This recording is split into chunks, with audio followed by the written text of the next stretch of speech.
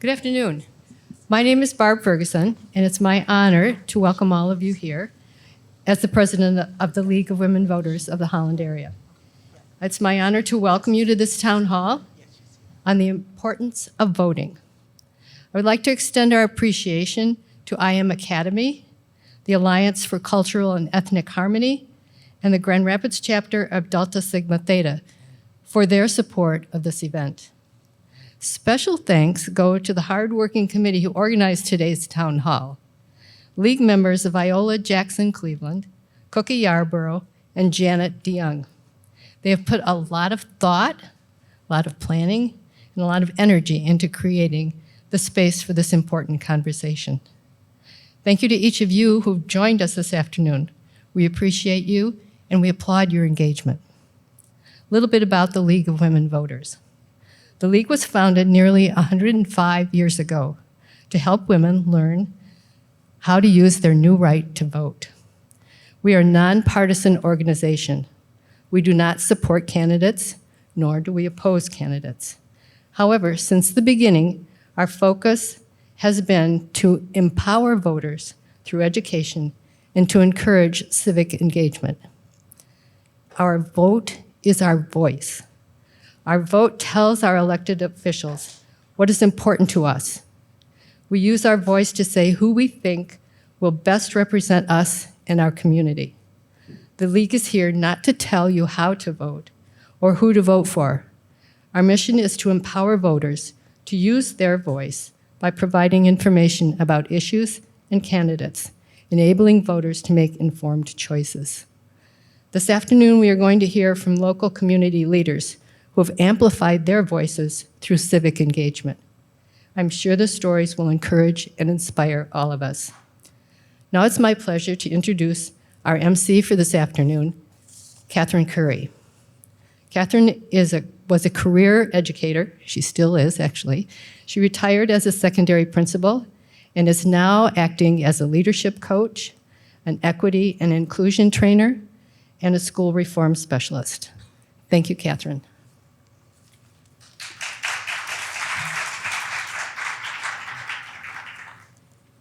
Thank you, Barb, and good afternoon to everyone, and thank you so much for joining us today. I know that Saturday is a busy day. You got to get groceries, and I know that you have a lot on your list, so thank you so much for spending a part of your day with us, especially for this vital discussion on the power of voting.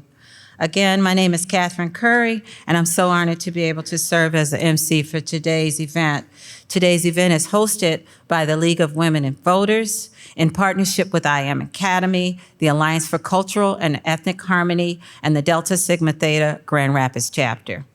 At this time, we will have a word from our partners, and the first one that we're going to hear from is Ms. Tara Leonard, and she's from I Am Academy.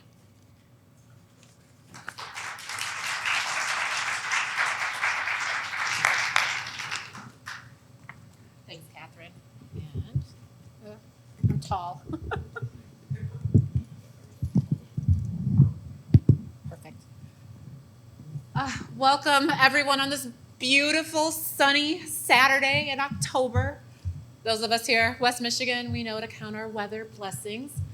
So I wanted to spend a minute on behalf of I Am Academy, where I am one of the 3 directors. My name is Tara Wyman Leonard. And for those of you that aren't familiar with I Am Academy, our mission is about empowering our Black and multiracial youth to see their potential, experience joy, become confident leaders, and make a positive impact in our community. At the back of the room after the panel discussion, you can learn more about our nonprofit. We are thrilled to have our new space here downtown at the First United Methodist Church. So if you have children, family members, neighbors, others that you know that could benefit from our organization, please reach out. And on that note, I wanted to say thank you to the League of Women Voters, along with the Delta Sigma Thetas of Grand Rapids Alumni Chapter, and the Alliance for Cultural and Ethnic Harmony for today's important discussion on the importance of voting and how all of us have a civic duty and how civic engagement makes an impact on our community. Thank you.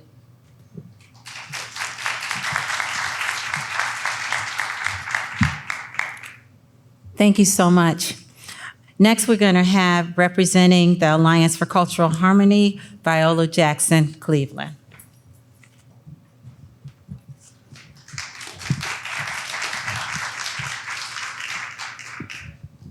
I'm not as tall. Thank you so much, Catherine. Thank you guys for being here today. I am here on behalf of the Alliance for Cultural and Ethnic Harmony, where I sit as the current active president. If you are not familiar with the Alliance, also known as the ACEH, you can find us at Harmony, Lord have mercy, harmonyscholars.org. Our whole organization is based on the reason why we're here today: cultural awareness, diversity, equity, justice, and how we can highlight those things within the community. So being able to assist with tonight's events and to help do that through education is what we're here about in the city of Holland. And we've been here since 1999. It's very important for us to realize where we've come from, to realize where we are, and to realize where we can go if we're focused on doing it together. And that takes intentionality. So again, thank you for the opportunity to be here tonight. You'll hear from me again a little bit later. And thank you again, the League of Women Voters, for the work that you're doing.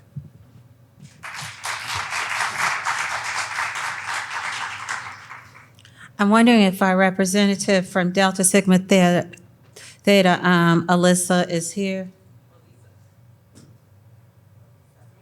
Alisa Armstead? Oh, Valisa. So sorry. Valisa Armstead. Please welcome Valisa to the stage. And I hate when people mispronounce my name, so I'm so sorry. Valisa. Did I get it right? Valisa, no problem at all. Thank you. Welcome to the stage. Thank you. So good afternoon, everyone. Good afternoon. My name is Valisa Armstead. I come by way of the Grand Rapids Alumni Chapter of Delta Sigma Theta Sorority Incorporated. And although we are from Grand Rapids Chapter, we actually operate in Kent County and Ottawa County. So we have sorors, amazing sorors, who actually do work right here in Ottawa County area. So I am very elated and excited for this partnership. Just a little bit about the Grand Rapids Alumni Chapter. And before I tell you a little bit about the Grand Rapids Chapter, I'll give you just a brief history about Delta Sigma Theta Sorority Incorporated. We are 113 years old. We have over 300,000 members around the world, and we have over 1,000 chapters at the collegiate level as well as the alumni level. In Grand Rapids, we were actually chartered in 1968. And one of the things I'm excited as a nonprofit, nonpartisan organization is we have specific relationships with community partners such as the League of Women Voters. At the national level, where our international president, L.C. Cook Holmes, has created a partnership. So we work very diligently to push out 411. And so we are so grateful for this partnership and so excited to be able to come with you, come alongside of you in doing this work in order to elevate voices and make sure everyone, no matter who they are, has opportunities to exercise their right to our democracy. So again, my name is Valisa Armstead. I'm president of Grand Rapids Alumni Chapter, and I came down here with some of my sorors to also join with you, partner with you, but more importantly, listen and learn together. Thank you so much.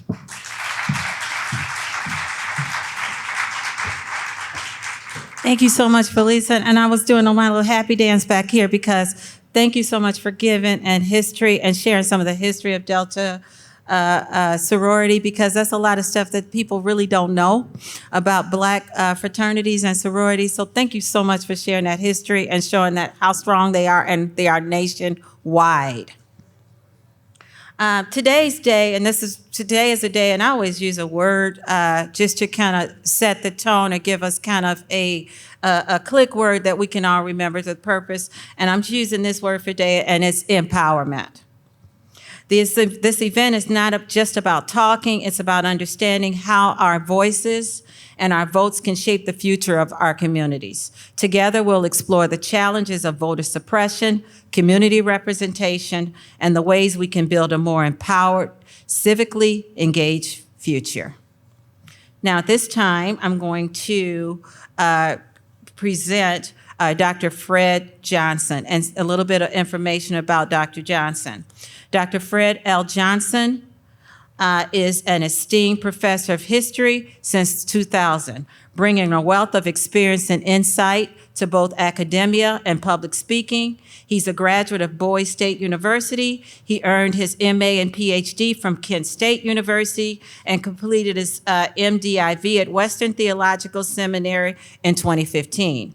Before joining Hope College, Dr. Johnson had an esteemed career in the United States Marine Corps, serving as a communication electronics officer and infantry officer. His professional journey was also extended into the private sector, where he held various roles in operations, scheduling, and training across several corporations. A distinguished historian, Dr. Johnson specializes in 19th century U.S. history with a particular focus on the Civil War, as well as 20th century U.S. history, military history, and African American history. Also, his scholarly contributions include the biography of Tupac Shakur, The Life and Times of an American Icon, a book about U.S. foreign policy in Africa. In addition to his academic achievements, Dr. Johnson is a celebrated author of 3 novels, Bittersweet, I May Find My Way, and Other Men's Wives, which explore complex themes of family. Ooh, I want to read this, Other Men's Wives. Also, that sounds like one of my shows, which explores complex themes of family, faith, and identity. His public speaking engagements have garnered national recognition. He has reached the final rounds of the World Series of Public Speaking multiple times, secured second place in both 2017 and 2018. In addition to his scholarly and literary pursuits, Dr. Johnson is also deeply committed to service, having been recognized by the Daughters of the American Revolution, receiving their Medal of Honor in 2019 for his leadership and patriotism. He tirelessly promotes diversity and cultural understanding, creating opportunities for students and the community to engage with challenging cultural issues as a passionate advocate for engagement. Dr. Johnson integrates his teaching, writing, and public speaking to inspire others and foster meaningful connections. I'd now like to turn to Dr. Fred L. Johnson III, who will provide us with historical perspective. Dr. Johnson, could you share how the history of voting rights, particularly within the African American community, informs the challenges we face today? Welcome to the podium, Dr. Fred Johnson.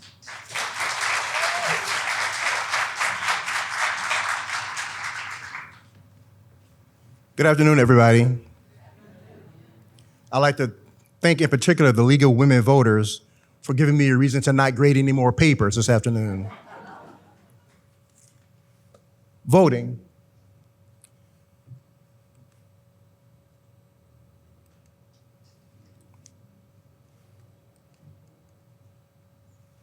Is it controlling from up here?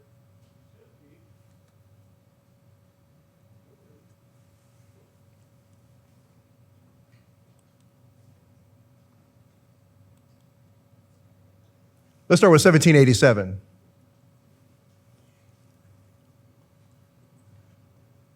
In putting this together, I have to tell you, I thought about my first congressional campaign in 2008. It seemed like a million years ago, since that happened. But I got to tell you, voting the Constitution during my first House event in that campaign, I talked about the Constitution and the Declaration of Independence, and afterward was scolded and criticized and told, people don't want to hear that crap, so I was told. They want to know about things that pertain to them. Can I just tell you all, 16 years later, it feels good to be validated? Because there's nothing more critical to this constitutionally established Republican democracy than the vote. Citizens vote. Citizens have a role to play in the laws that govern them, sitting on juries, whether or not they can or can't do certain things.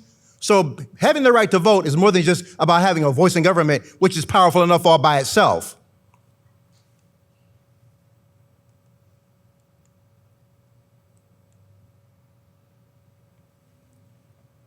But when the Founding Fathers gathered in Philadelphia in 1787 to draft the Constitution, they came up with a document in its final form that had a preamble that said, we the people of the United States, in order to form a more perfect union. You see, the Founding Fathers were experienced men, they were courageous men, they were also practical men, understanding that perfection will not be achieved on this side of the grave. So they said they committed themselves to perfection as a daily activity, each day becoming more and more perfect, knowing that we would never achieve it, but it's a worthy goal, an aspirational goal. To establish justice, domestic tranquility, everything they had in that preamble articulated all the stuff they did not have under the British during the colonial empire. But the thing about the preamble is this. In 1787, you have to ask the question, when you say we the people, in 1787, who's we? In 1787,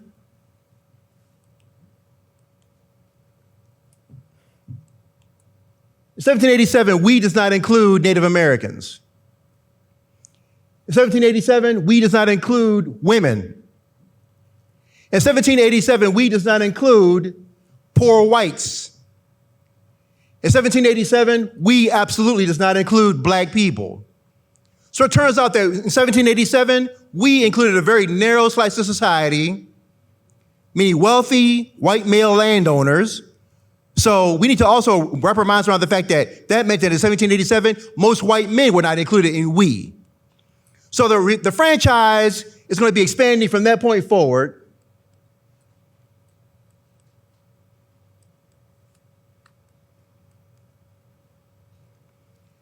Until you finally get to the middle of the 19th century, when we find Susan B. Anthony and Elizabeth Cady Stanton. These two women stand out as two of the big movers and shakers of the 19th century that were going for one thing, women having the right to vote. They were the inspiration for it. They sustained, they carried on a campaign that they would never see the end of it. They would never get the benefit of all their work. But think of this, Susan B. Anthony, a woman who was a Quaker. She never married. And then Elizabeth Cady Stanton, her lifetime partner in this venture. Stanton's she's a mother, she's a wife, she's got 5 kids, and doing all that in the 19th century, that is difficult all by itself. But in the 19th century, she's doing that and also full-time pursuing the right to vote. The women's voting movement, or the suffrage movement as they called it, began because women, usually in the 19th century, had to pursue their issues under the cover of something else, temperance, abolition. They went to the anti-slavery convention in 1836 in England and were told to sit in the back. So here they were fighting for freeing black people. They could not even sit in the front. They said something's wrong with this picture. They came back to America and got busy. In 1848 in Seneca Falls, New York, it was the first women's convention called for by women, designed by women to address specifically women's issues, the ninth sentiment, which was the right to vote. These two ladies will be lifetime partners in trying to get the suffrage for women. And working alongside of them will be Frederick Douglass. Douglass, of course, a person born into slavery in 1818 on the eastern shore of Maryland. He eventually escaped, and in 1845 write his narrative, the narrative of the life of Frederick Douglass. He understood what it meant to be somebody who did not have a voice, somebody who was at the target of oppression. So he worked alongside Elizabeth Cady Stanton and Susan B. Anthony, helping them get the right to vote. Then came the Civil War, April 12, 1861. And during that conflict, several questions had to be addressed, some of which will be familiar to you for our time.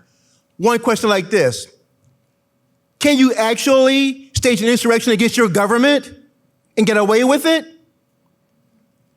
If an election goes the way you don't want it to, that is, you lose, do you simply then just attack the Constitution and try to overthrow the edifice of it?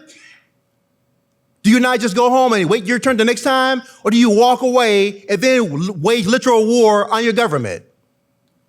In 1861, those questions were still unresolved, so they went to war and literally fought about that. But then, too, the Civil War is also about this question. And take time to think about this. For 4 years, Americans will spend 4 years in fratricidal, bloody conflict, introducing the world's the first modern war over one question: do some human beings have the right to own, sell, and dispose of other human beings? That's what it came down to essentially. And Americans spent 4 years killing each other over that question, to the tune of almost 1 million people, killing more Americans in 4 years than all the American casualties of every other conflict we've ever fought in, to include the American Revolution, War of 1812, Spanish-American War, Mexican-American War, World Wars I, World War II, Korea, Vietnam, Gulf War I, Gulf War II, Afghanistan. All those conflicts still do not add up to the number of casualties in the Civil War. It must have been really important to them.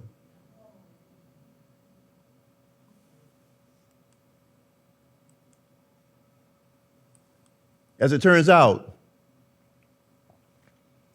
that 4-year conflict, a fratricidal killing, and this image you see here on July 18th, 1863, where the 54th Massachusetts All-Black Regiment, commanded by Colonel Robert Gould Shaw, a right officer from Massachusetts, they staged a frontal assault on the fort at Fort Wagner, knowing that morning these men charged the fort, a frontal assault, running in sand, uphill, in the middle of July in South Carolina.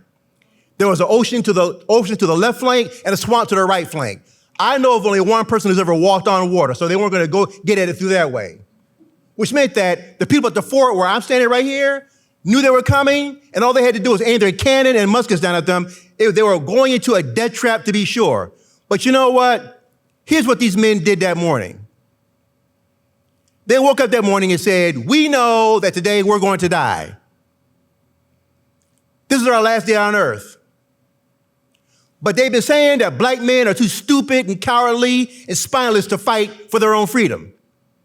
So what we're going to do this morning, we're going to run up that hill into certain death, musket fire and cannon fire, be blown into eternity. We're going to do that because if we don't do this today, our great-great-grandchildren will never have the opportunity, never mind the chance. This is just a win for them, the possibility of fighting for the right, for the freedom that we're never going to experience. So we're going to lay down this carpet of blood, make our final agreement with the eternity, and then march into heaven, hoping that what we do today will finally, once and for all, remove the stigma of the fact that they think we won't fight. The number of losses that day would get any military commander fired and in prison today. But they did that.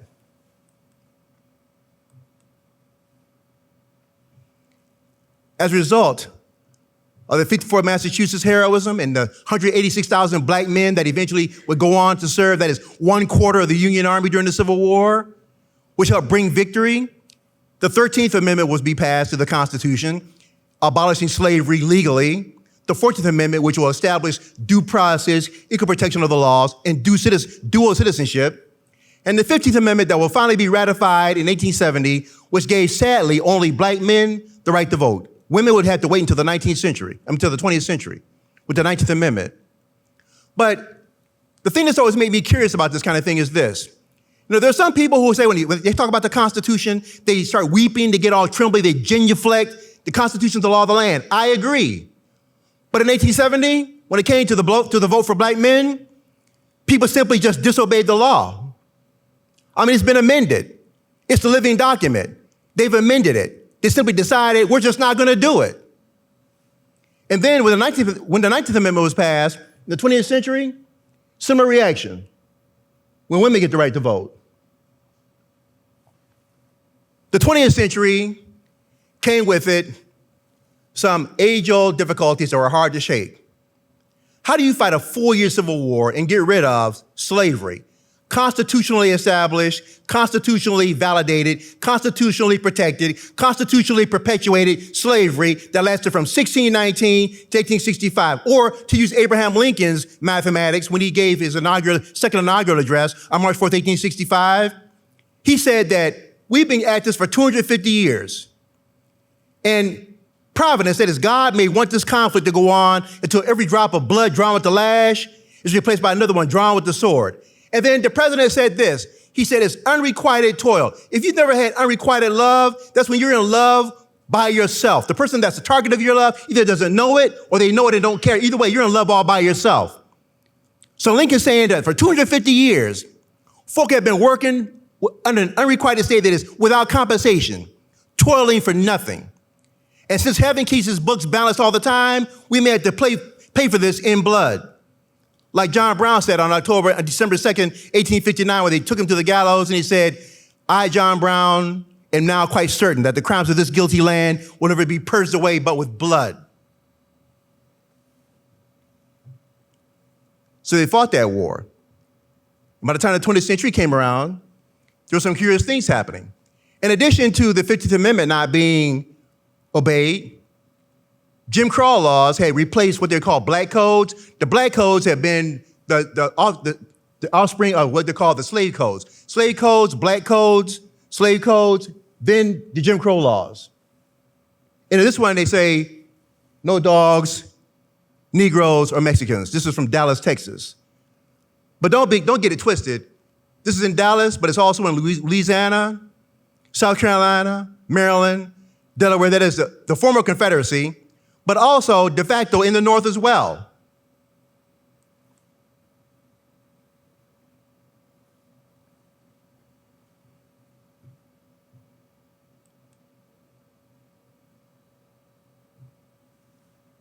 The civil rights movement of the 1960s was one where people came out to fight for the right to vote again. You know, I tell my students that you can say many things, say whatever you want about Southerners, but never call them stupid. Southerners understood from the very moment that the last shot of the Civil War was fired, that as dust was settling and the smoke clearing, they understood that the only way to get power back the way they had it before the Civil War was through the ballot box. So what did they do? They made sure that 4 million black people who had suddenly had the right to vote did not do what? Exercise our right to vote. In 1860, the Constitution says we got to take a census every 10 years. And in 1860, the population was 31 million people. 22 million people living in the North, 9 million people living in the South. Of the 9 million people in the South, 3.5 to 4 million of them were slaves, black slaves. So at the end of the Civil War, they automatically, although many illiterate, they're not stupid, they made the automatic association that slavery ending, Mr. Lincoln president, will vote Republican. So they did that by the hundreds of thousands, those that did choose to vote. So the way to reverse that is to make sure that they don't vote. So when people did try to vote, they were driven back into the shadows, kicked from the ballot box. The Southern way to power did not happen on the battlefield, but it would happen through the ballot box, a more effective method. And to enforce their ballot suppression, they had at their disposal a domestic arm of terrorism. Let me be very specific when I say terrorism. I'm talking about terror as in like Al-Qaeda, ISIS, Al-Shabaab, Boko Haram. Take any terror organization that exists on the planet today, and they're just as bad, just as egregious, just as repulsive, just as repugnant as these guys. The fact that they're homegrown is irrelevant to the fact that they are domestic terrorists. Do you understand what I'm saying?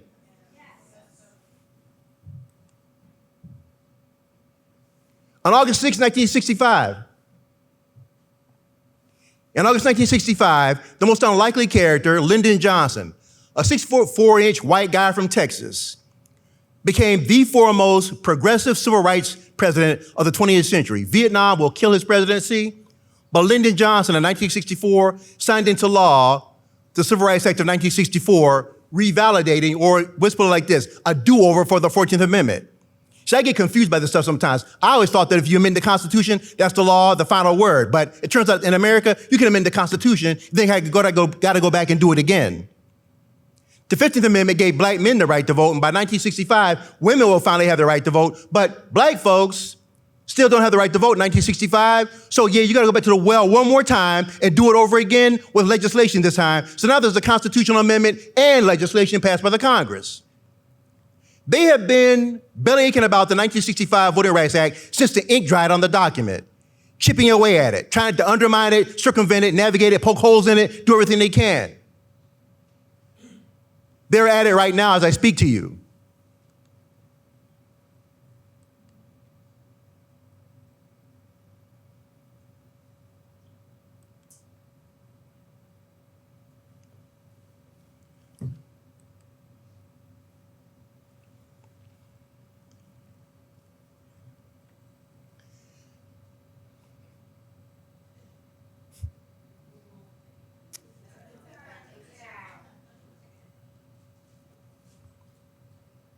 Four years of the Civil War. The closest the Confederate flag ever came to getting inside of Washington, D.C. was in the summer of 1864. Robert E. Lee was down in Richmond, Virginia, doing his best to protect that capital from the forces of Ulysses S. Grant, who had numerically superior forces just outside of Richmond and Petersburg. So to buy himself some time, Robert E. Lee dispatched General Jubal Anderson Early on a raid to Washington, D.C., so that Grant would be forced to move back troops, and it worked. Lincoln and the Congress got scared, sent a telegram to Grant, telling him, send the 11th Corps back to Washington, so they put him on a train and pulled back. It eased the pressure on Richmond and Petersburg, and Lee had some time. It put off the inevitable. But while Jubal Anderson Early went on a ride around the Shenandoah Mountains, ended up at Fort Stevens, about 7 miles outside of Washington, D.C., there he was stopped, just outside of the city. Either way, in 4 years of conflict, actual conflict, in the world's first modern war, that flag, the rebel flag, never made it inside of the city limits, and definitely not inside of the Congress. So, folk, it would take our time in the 21st century for that flag to finally make it into the building, housing the seat of democracy, not for just this country, but the entire world. We tell ourselves we are the flagship nation of democracy, how to do it right. This is the example. It's never been perfect, and it wasn't designed to be easy. But if you're looking for how to do it, we are the example. We are the anchor. And so on January 6, 2021, when they're trying to certify a free and fair election, where the cybersecurity organization said it was the most secure election in all of American history, while a mob had been outside harassing people, tearing through the Congress, beating people up, killing cops, stomping on them, giving them emotional problems and psychological problems that will not end ever, this character finally managed to get inside of the Congress and they're calling this, some people said it was just a private or peaceful demonstration. And the question that I have is, so if we have questions about who were we in 1787, who's we? Well, who are we in 2024? George Washington, in my estimation, is a bona fide American hero. I tell my students all the time, George Washington owned slaves. I wish he hadn't. I really do wish he had not, but he did. That can't be undone. But George Washington's gift to the American Republic cannot be thrown out. He warned us that he said essentially in his farewell address in 1797, I'm paraphrasing, of course, but he said, someday a person will come along. Listen closely. Someday someone will come along and they will use the very tools of government to do what? Dismantle government. The guardrails we have put in place will not work. But the one thing George Washington and the James Madison and Thomas Jefferson and Alexander Hamilton could never have counted upon, could never have envisioned and imagined, was that people would be so spineless, so feckless, so cowardly to go along with it. These men who had fought for independence, they couldn't imagine a time when Americans would not stand up for independent self-government and resist those who were trying to threaten it, undermine it, and get rid of it. We're at that place. or responsible leaders ought to know better, and they're not.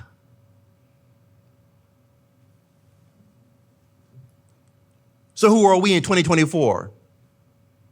I don't know who they are, the ones that call themselves leaders, but I know who we have to be. We have to be people who vote.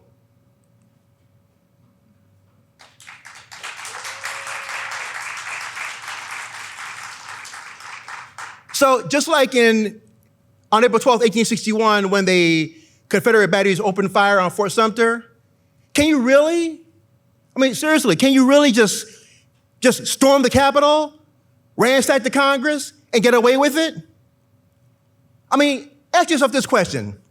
When they tried, the people that were plotting to kidnap Governor Gretchen Whitmer, what made them think they could get away with that? At what point did they say to themselves, this is a good idea? I submit to you that they got away with it because they've been getting away with a whole bunch of stuff beforehand, historically, and there's been no penalties, no consequences, so why not do that too? Can I share with you something? I'm gonna tell you a family secret, because this is what my sister told me. She called the day of the insurrection, she said, Freddie, watch that.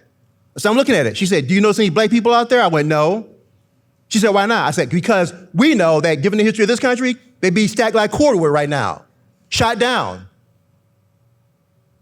Sorry, that's the historical truth. So can you really can you really stop and try to overthrow a free and fair election, which means try to overthrow the government and get away with it? They tried. That's no longer fiction. That's no longer even a conceptual question. Something abstract. We have seen that with our own eyes. If you have any kind of integrity, you've seen that with your own eyes. The question now is, will they get away with it? How do we stop that? The vote. Enough voting.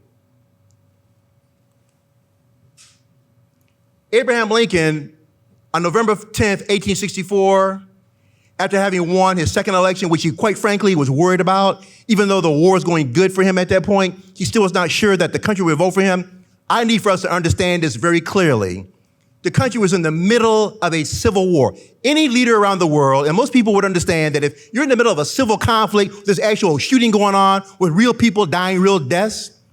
Any leader that said, I'm just going to impose martial law right now, and when things calm down, then we'll have the vote. Abraham Lincoln said, we could do that, but I'm not going to.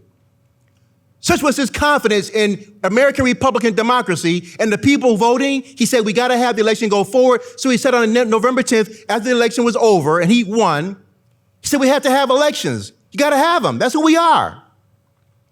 He went on to say that if we had let them, the rebellion, stop us from having the election or postponing it, they would have already won. It would have proven them right. But as it was, we had an election during civil conflict and the people made their choice again. The template, the formula was proven. A year earlier, on November 19th, 1863, commemorating the battlefield at Gettysburg, he said, 80 years ago, our fathers brought forth on this continent a nation conceived in liberty and dedicated to what? The proposition, the idea that all men are created equal. That was brand new stuff. It's revolution. That's not how human beings are governed themselves. And then he said, now we're in a great civil war. It would have been one thing to say, now we're in a civil war, but he qualified it. Now we are in a great civil war. Testing whether that nation or any nation so conceived can long endure. I'm the president of the United States. We're in a big conflict. I can't tell you that this thing called American Republican democracy is going to work. I don't know right now. I hope it will. But he wasn't sure.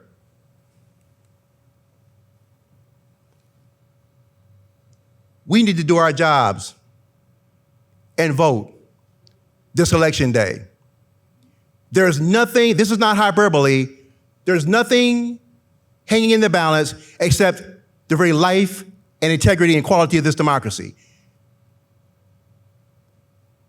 It's our right, it is our duty, it is our responsibility, it is our privilege.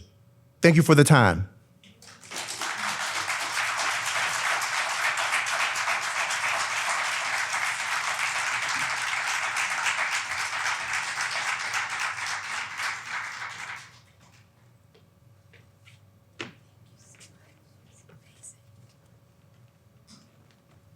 That was amazing. Thank you so much again.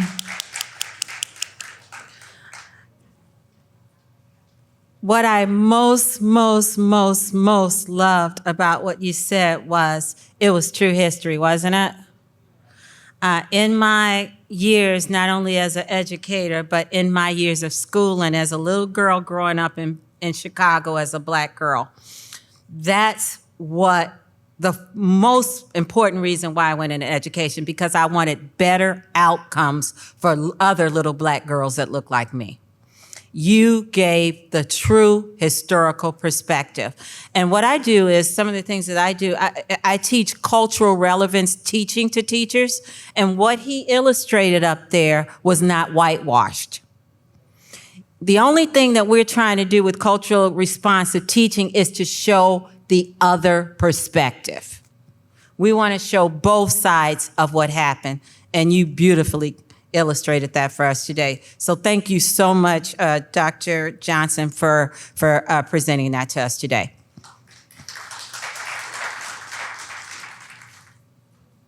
Thank you so much. I'm going to call to the stage now Viola Jackson Cleveland. She's a community advocate and champion for change. I'm just going to read just a little, and then she's going to fill in.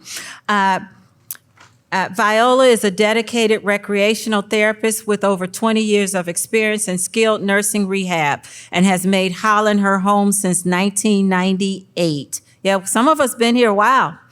Originally from Chicago. It's hard to, and I say that because it's hard to know that if you're just like walking around Holland, you don't see many of us. She's originally from Chicago. So like me, she is a proud mother to 3 adult children and a loving grandmother of 3. Do you want me to keep going? Or you want? Okay, she's going to fill you in. Please welcome Viola to the stage. Amen.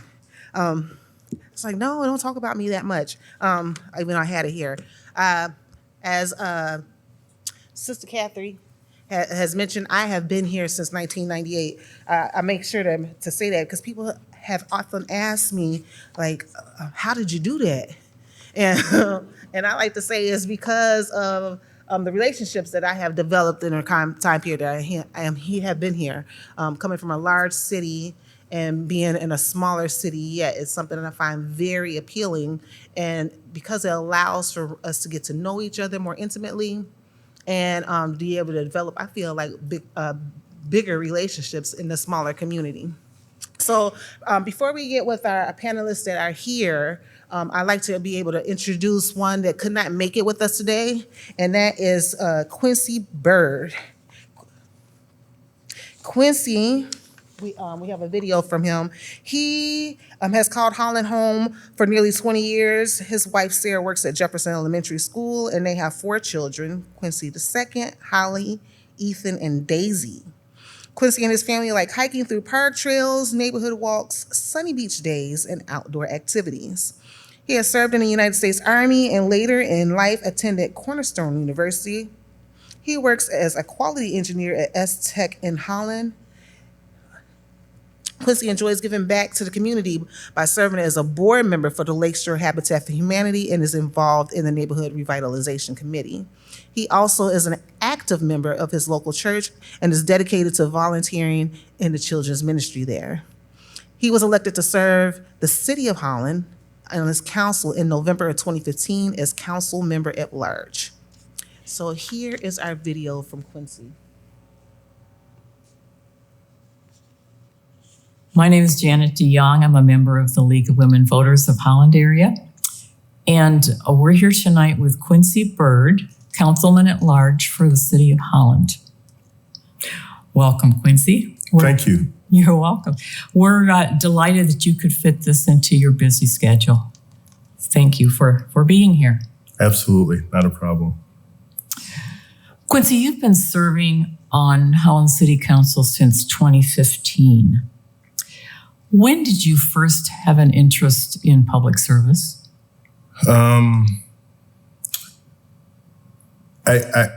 won't say it was really an interest in public service.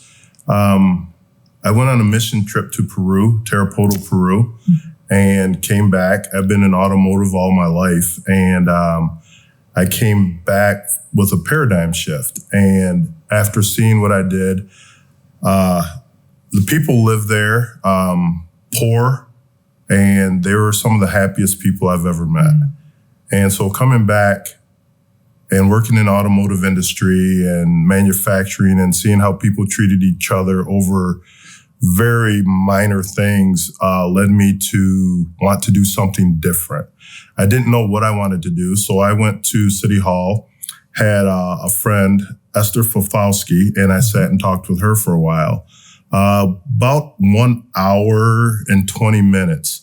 So probably at 1 hour and 15 minutes, I was like, this is a waste of time. And even going back a little further, we had lost everything, and it was very heavy on me to make sure I was able to maintain my salary to take care of my family. And so I was like, this is a waste of time. Didn't find anything. Everything was below what I thought would be great opportunities. And then towards the end there, she said, what about city council? And my response to her was like, yes, that's what I want to do. And then my next question was, what is it? So that's how my journey began. Cool. You've kind of talked a little bit about this. How did you decide to run for office? So the story that I just told you and understanding more about the responsibilities of a council member. I love Holland. There was a time, as I just alluded to, where we lost everything. I lost a house. I lost a car that I bought brand new and owed approximately $2,300 on it. That was repoed. We lost everything. And in the process of dealing with that, so many different people stepped up to help us. Nonprofits, churches, individual people, and we got back on our feet. And this opportunity presented itself, and it was a way for me to give back to the community that helped me so tremendously in the community that I love. Quincy, serving on city council takes a lot of time, and it can sometimes be a thankless activity. Yes. Why is it important to serve? I believe it's important to give back. We are all given opportunities to give, right? I believe when you have communities that give, it makes the community better. We live in I said at times that we live in a bubble. We're different than the rest of the world. There are so many people that just give of their time, give of their resources, whatever those resources are. And it's from the very wealthy to the less wealthy people, and collectively they all give. And like I stated earlier, people gave to me, and I wanted to be a part of that. I wanted to be able to give outside of myself, and I'm able to give my time and resources as well. So that was a big part of it for me. If you think back over the last, would it be 8 years on city council? When you think back over your tenure, what are the issues that you have addressed as a council that affect the daily lives of our community members? I believe the tax rate's one big thing that affects people. For sure, homeowners, right? It affects them on what they're able to do outside of with their finances. Then you look at people who rent.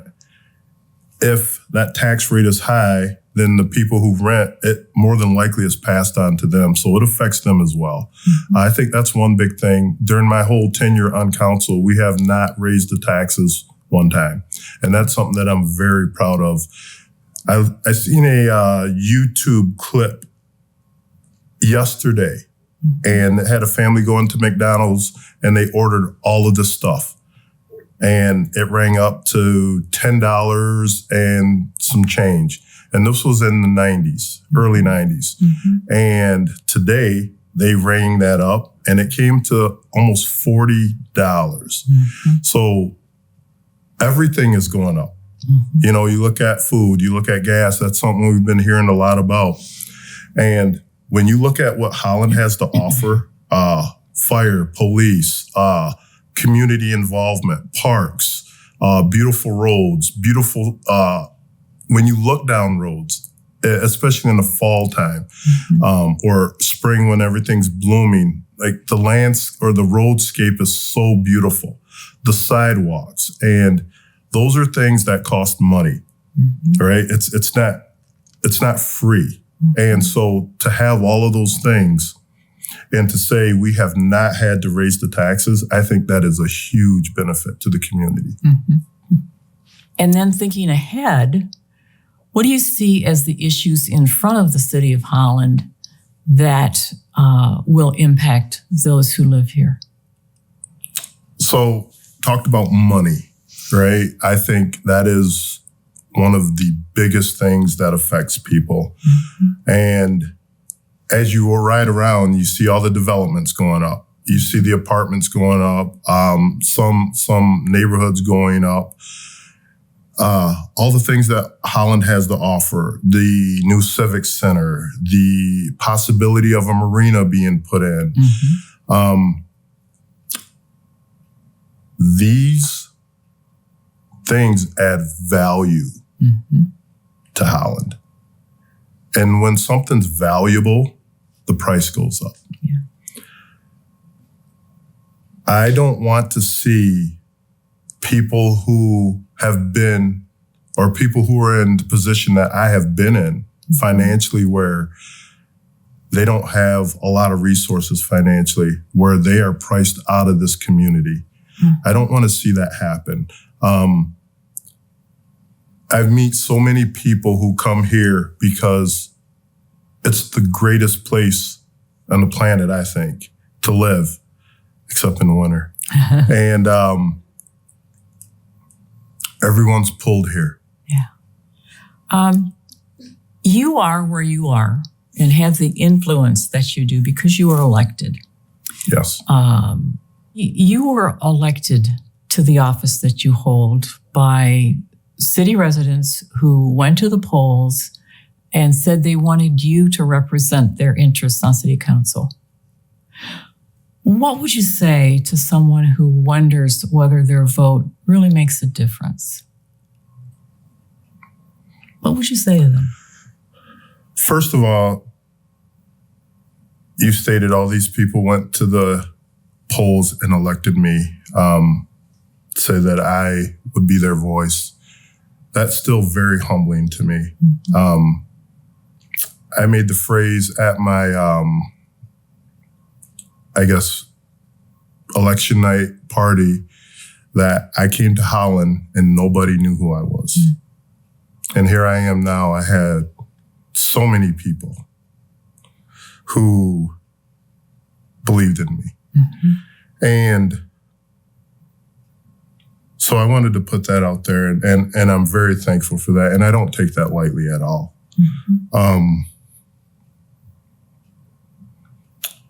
Your voice matters, right? You've heard the saying all your life, that was the straw that broke the camel's back, right? It's one straw. We know how much a straw weighs. And you never know what your vote will do. You really don't. We don't know how tight races are. And it's not just a race, right? It's a millage as well. A millage to fund the schools, a millage to fund the public pool that we have, a millage for transportation, public transportation for someone who may not have transportation. That might be their only transportation. A millage for our airport. That helps our economy here. It's a local economy that's in flux with opportunities that the airport has. So we never know how tight that race is. So that one vote will matter. We look across the country and how many times there's a recount and a person's won by one vote or two votes, right? So your individual vote does matter. Is there anything that I didn't ask tonight that you'd like to add? Another thing that I am passionate about is people having a voice of individuality. As a Black man, I've seen so many people associate me with a certain party line. I would say I've flip-flopped all over the place throughout my life. Currently now, I would consider myself a conservative, more Republican bit, and everyone who is Black is not a Democrat. Everyone who is white is not a racist. And there are so many people who have different ideals that they can offer and give that are collectively beneficial for everyone. That's one thing that I would love to see in our community now. We have so many, divisiveness along party lines. As I stated my stance, and I have family members who are Democratic, and I get a cold shoulder, and that's family members, right? So what's it like for people who are not family members, who stand hardline and don't dare to look at someone else because they look at life from a different lens, right? We are collectively better together than we are separated. I think that's something that I would love for our community to be a part of, for our state, for our country to be a part of. On every currency that we have, it says united, right? United States. We're not divided states. We are United States. And I would love for us to have different values, different viewpoints, but collectively move along. I was in the Army and we had so many, it was a melting pot, but we all had one goal in mind: complete the mission. No matter what our thoughts were, our viewpoints, complete the mission. And that would go a long ways in this country. Thank you so much for sharing your thoughts and your perspectives with us. And we wish you well on your trip with your son this weekend.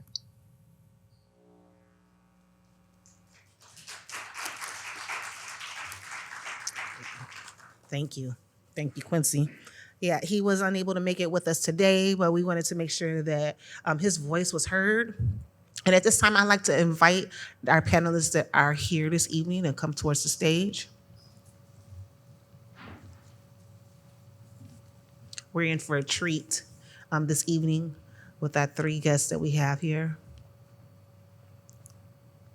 And we have Bree Alston Roberts, who is a clinical certified financial social worker and CEO. Her work in mental health underscores the link between civic engagement and community well-being. Bree has a history of being a strong advocate for representation on our Holland School Board as a trustee when she served. We also have with us today Larry Jackson, who is not related. I think about, we're both from Chicago. I actually have a brother and a dad named Larry Jackson, but he's not mine. Recently, he recently ran as a state house representative and is a leader of a local party who has led local political efforts and knows firsthand the importance of grassroots organization as an advocate for state legislation.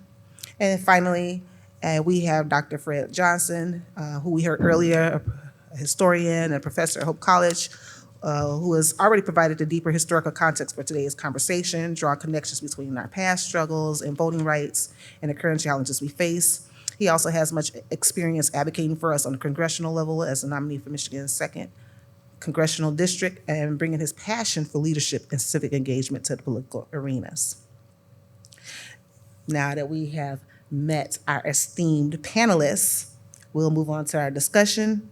Each of you will have the chance to share your stories and insights on the key themes that we've outlined prior to this. Let's dive into some pressing topics that affect our community today. And we'll tag back into a conversation on voter suppression, as that remains a significant threat to democracy, disproportionately affecting minority communities through the tactics like voter ID laws, gerrymandering, and restrictions on early voting. These barriers limit participation and discourage engagement. What challenges have you or others in your communities faced when it comes to voting access? And anybody can jump in. Go first. Like she said, my name is Larry Jackson. I'm the chair of the Ottawa County Democratic Party. And from what I've seen, and I mean, this is just even recently, the voter protection team from the Democratic Party at the state level is specifically, like Fred said, we're in 2024 and we're still asking these questions. They're going to have, I think, triple the amount of poll workers working the polls because of the suppression efforts of different groups around the state. And we actually had extra poll workers when we did a recall election here. We had a poll worker at each precinct to ensure everybody got into the ballot box and was able to execute their vote as well. I mean, we see it like Fred alluded to all the time around the country. I think where it's going to be prevalent is in the battleground states. Why they're watching Michigan so much is because Michigan was only won by the previous administration by 2.86%. So it will be a lot of angst around, the November 5th voting, but now we have the opportunity to vote because of legislation passed starting on October 26th. So starting on October 26th, people can early vote at 4 different locations in the county. You can do any reason absentee, which I voted almost a month ago now. So we have a lot of, I think in 2022, when the Democrats took over the legislature, we just expanded access to voting. And I think that's what the pushback has been, is sowing fear and misinformation about giving people multiple ways to access voting and different things like that. So I think the opportunities for folks to vote are endless, and it's a lot of ways to vote. So it won't be any suppression. And also, I think as of today, 1 million people have already voted in the state of Michigan, and we only have 9.5 million people in the state. So I think it is some direct voter access things or some voter suppression things that are happening, but because of the laws in Michigan, we have just expanded that, and I think it's it's just going to help people get access to the ballot. So. I would just briefly add to that. I don't have an extremely long-standing history as a politician. I've been engaged in local government for the past 13 years. I'm also from Chicago, but I've been in Holland, just enjoying the close-knitness of the community, I guess, if you will. And I've gotten a chance to experience local politics and to have to see directly how having a voice does impact your immediate community. So as far as like voter suppression, I guess I'll just add to what Larry said and just say that I feel like it's based on it's a perception, right, as an individual, from a lot of our experiences that your voice doesn't count, your voice doesn't matter, your vote doesn't count.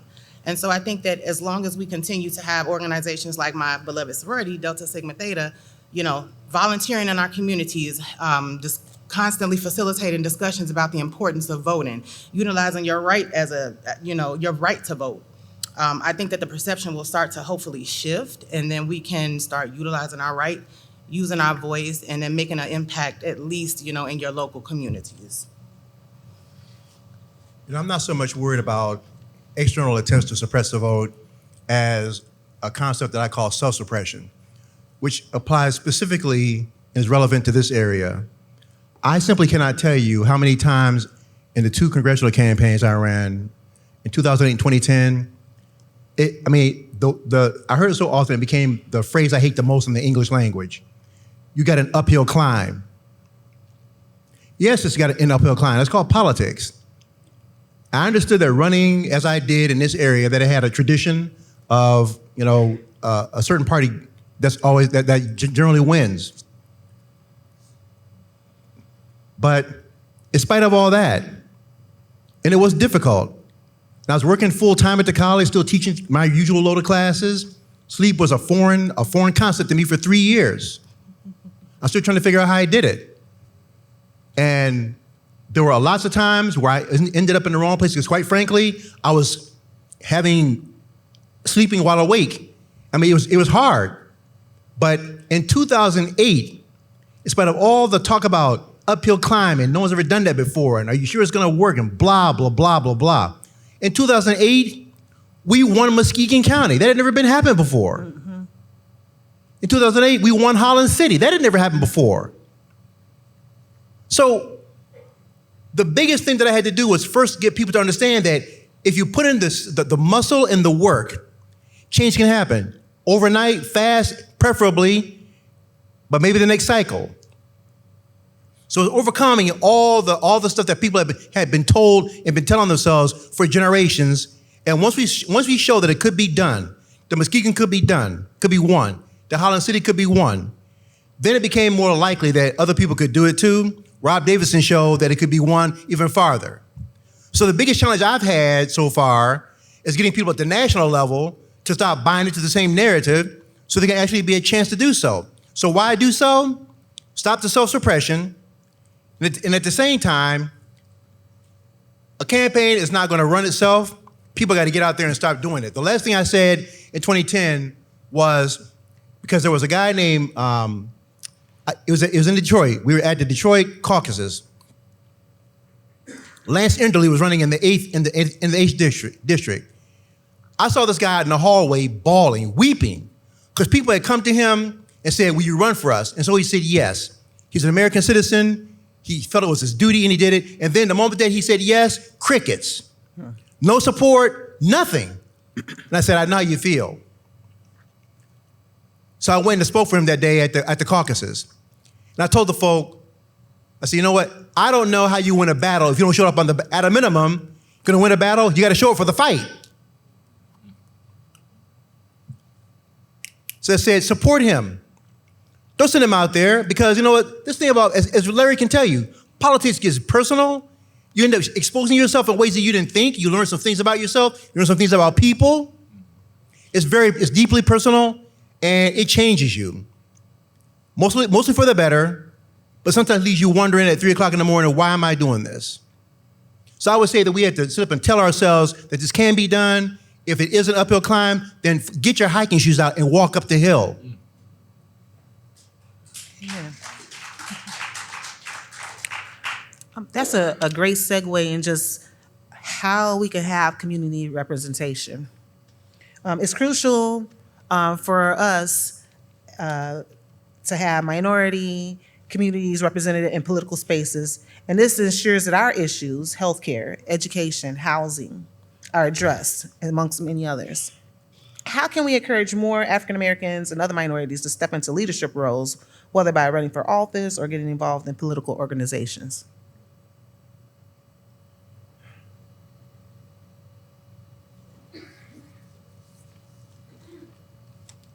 I would just go back to what Bree said. It's about education. It's about educating folks on, like Fred explained in his whole speech, and at the end he got to voting. But the reasons that we are protecting voting until 1965, when they had to redo it for the third time, we didn't have access to vote in most of these minority communities. So I think the one thing that we need to hammer home for people is the importance of voting. People always say, well, that politician and that politician. Well, us as a collective, allow that to happen. So if we have apathy about voting and we continue to self-suppress, we're not going to be able to talk about healthcare and those other things because we won't have a representative that would have the conversation with us. So that's one of the things that like you said, you learn along the way, and it's not, tied to one party or another party. It is, in general, when you elect somebody that is not for the people that they're representing, you're going to get the same results. So, Larry said something that triggered a thought, and it was this: you realize that in 1965, when President Johnson signs the Voting Rights Act into law again, that 1965 was just 4 years away from humanity putting a man on the moon. So if I use my historian's brain, here's how I'm interpreting that. So you're telling me that it's actually easier to send human beings from Earth using technology that predated this thing across a 250,000 miles of not some of the most, but the most inhospitable environment known to humankind. Put them on the moon, have some other guys circling the moon for maybe a day or two. They take off, they get one chance to take off and get it right, to dock and come back to Earth. They can't be off by 1 millisecond, 1 nanosecond. Nothing can go wrong at all, or else they're lost in space, to borrow the old television program title. We have fought 2 world wars, have mastered mechanical flight. That is, we fly because we want to, not because the wind is cooperating or the weather's good today, but when we feel like it. We had seized the ability to destroy the species with nuclear weapons. We had done all that and fought 2 world wars. And still in America, people were trying to figure out to do what? Vote. It's not a question of can we do it. We can. It's more a matter of prioritization. Do we want to? And so the National Archives has in front of it an inscription that says, the price of freedom is eternal vigilance. Which means that if you want individual liberty and freedom, you must be awake all the time, 24/7, and never ever sleep on it. And understand that there will be people out there. Our history has shown that there will be people out there, no matter how much we get, they'll be just as busy trying to take it away.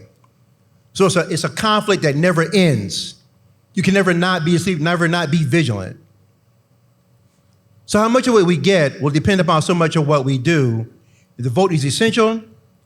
And honestly, I just don't know what to tell people when they say after an election that they're not happy with things turn out. And they say, I go like, did you vote?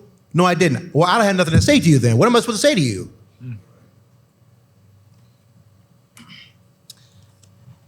I think that a lot of people just look at the election on a federal level, and they kind of just put it out of their minds of how important it is to vote locally.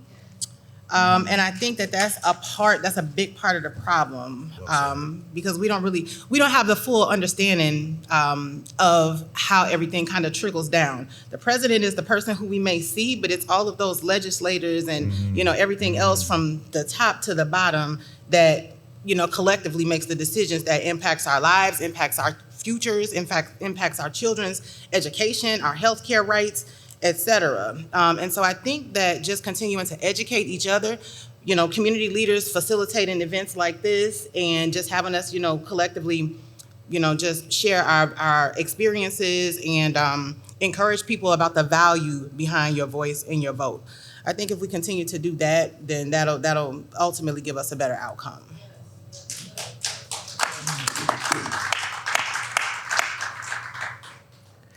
I'm glad you mentioned that, Bree. Each of you have had a unique experience in running for a particular office, and I know that you had ran for Holland Public Schools. Can you each take a time to just share about what you had ran for, what inspired you to do so, and what did you learn from your experiences?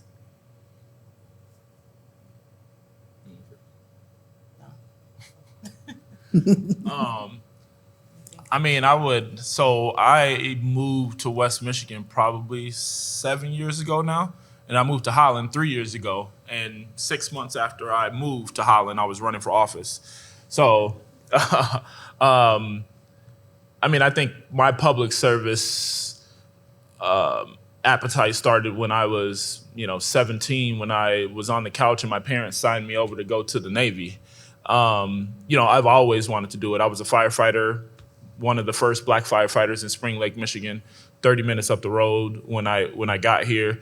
I think, running for office, being a police officer, being anybody in the public eye is assisting your community in a way that, the next person either, doesn't have the appetite to or doesn't want to. And I've always wanted to, represent in that way. And in most of those spaces, even in the military, I was always the only black person involved, right? So I think that's just important to me to show, all somebody has to do is see that one time, and it represents for them something that they can aspire to. And I think that is one of the big things we see in elections these days. The reason that they're trying to suppress the history of people that came before, all of us is, they don't want to expire change by seeing those visuals and things like that. So I think that, one of the things that I learned, is just staying steadfast, staying true to yourself and what you want to represent as a public servant. And reaching out to the community in a way that you best know how, right? Going, knocking on doors and things like that. People were surprised that a Democrat was knocking on their door in Ottawa County. But it changed as Fred said. Each time somebody runs, it moves the needle. It doesn't go as fast as you want it to go, but 43% in Ottawa County is a lot, a percentage for a person running on a Democratic ticket to get. So, yeah. Yeah. I'll just add to that with my experience. As I said, I've been here since about 2011, and coming here was kind of like a culture shock for me, coming from the south side of Chicago. Yes. And born and raised, going to Chicago public schools, and then going through metal detectors, and then coming here when my kids, became school age, just seeing how differently things are here. And in most spaces, in most places, being the only black person in the room. So I kind of like a challenge. I'm a social worker. So with that, it kind of made me want to inch out into the community and just kind of like, let me see what's going on in this community, and let me see how I can get engaged. And I've learned that over time, it builds character. Sometimes it's okay just to be the only person that looks like you in the room. It builds strength. So a lot of people have asked me, why have you stayed in Holland for so long? Why don't you move, towards a more diverse, community? I like it here because I have seen the growth in the last 12 or 13 years that I've been here. And I'm glad to say that I've been a contributing, member in the community, and I've been a part of that growth and development over the years. And so I just, I've learned a lot. When I did decide to run for the school board trustee, I worked closely with Larry because I was really new to politics, and people just reached out to me and asked me to consider doing it. And it was a really good distraction for me at the time because I had just lost my husband and was dealing with that tragedy. And so it just kind of landed in my lap, and I went with it, and I really enjoyed it. Knocking on doors, meeting community members, being welcomed, being supported, by local organizations, just getting that experience is not something that I regret, even though I had to give up my seat. I'm not gonna say I lost it, I had to give it up at the end of the election. So it was just a good experience. I learned a lot about politics that I didn't know, and it just kind of helped to build my knowledge. I started out doing something with Viola, like community and neighborhood services. Just the community members coming together, talking through different issues, trying to identify the gaps in the community. That kind of stuff is very important. And from there, I think I moved into being a Holland City Commissioner, and I served a 3-year term several years ago. So just building and growing my knowledge and just trying to be a part of what's going on in my community. That's what inspired me to get into local politics, is because I was new here, and I just kind of wanted to meet new people, and I wanted to have a seat at the table with my children going into the school systems. I wanted to have, a direct input on the things that are going to directly impact my children. So.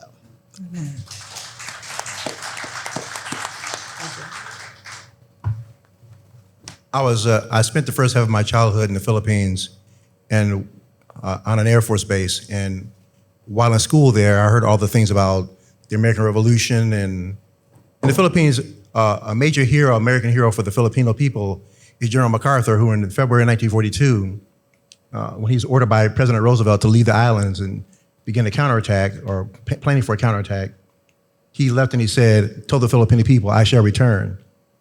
And then in the summer of 1944, he did return. He grabbed the microphone as soon as he landed at Leyte Beach and said, "People of the Philippines, I have returned."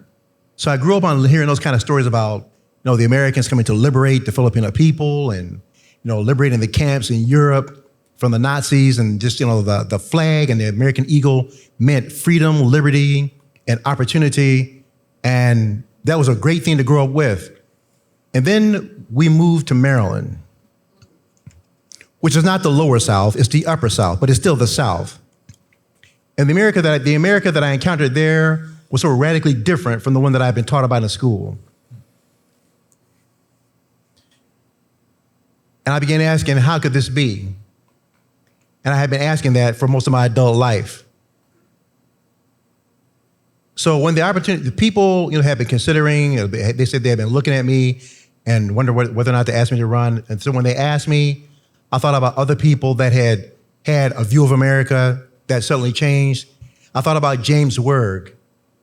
James Werg, who was a skinny white kid from Madison, Wisconsin, who sort of knew that things weren't right in the country racially, but when he saw civil rights marchers getting beat up on TV in the early 1960s, he went south and participated in the Freedom Rides. And when he got to Anniston, Alabama, the Ku Klux Klan in Anniston, Alabama dragged him out of that bus and beat him to within an inch of his life. Because as a white guy, he's supposed to know better than to be riding with black people on a bus crossing straight lines like that. Same thing with Viola Liuzzo, blonde white woman from Detroit who saw the people trying to get the vote in 1965, and she told her husband and children, "I don't know what I can do down there," but she got in the car and said, "I'm going down to help." The Ku Klux Klan assassinated her. So people who were motivated to go into action because the America that they envisioned wasn't the America that they had, and the only way it could change was for them to get involved. And I said, I can do no less.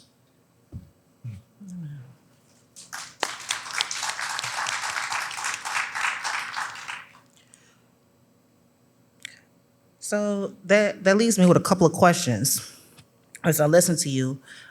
What key issues were most important? Bree, you mentioned that you wanted to be able to have a direct input onto what was going on at the school with your children. Was there a particular issue that you said, you know what, it's not just about the ask, but it's important for me to make sure that I get the voice out about this?